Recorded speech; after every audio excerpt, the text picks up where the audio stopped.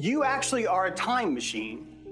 And in order to understand who and what you are, I need you to know that you are 3 time machines living in one.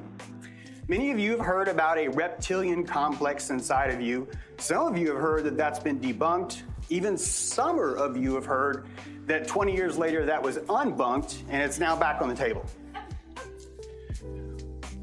What you call you is here. Sorry, we have a laser, I think. What you call you is here, and you are 250 milliseconds behind your reptile. There's a creature inside of you, an entity that's living ahead of you by 250 milliseconds. It understands things before you do, it senses things before you do, it has history before you do, it has present before you do. You are not living in the present, your reptile is. The reflexology of your back, all of the musculature in your spine is pure reptile. Most of the inputs that come in never even reach the brain. They go right to the spine and turn right around and go right back out. So they don't even need to contact the brain.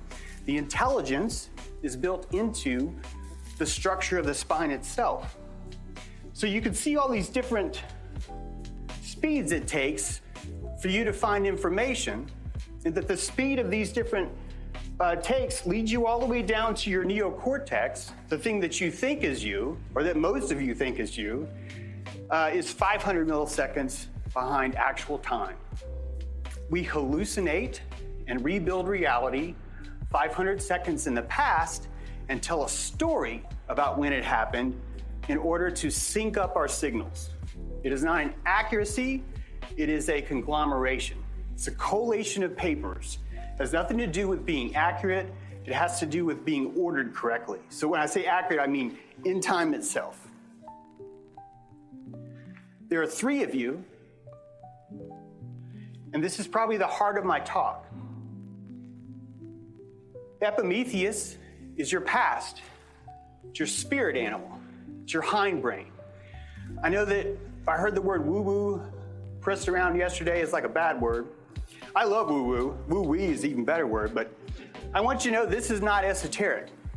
The Epimetheus, the hindbrain, is actually geared for nothing but the past. It's your spirit animal. And a lot of us trust our spirit animal, and a lot of us have learned, maybe I shouldn't trust my spirit animal.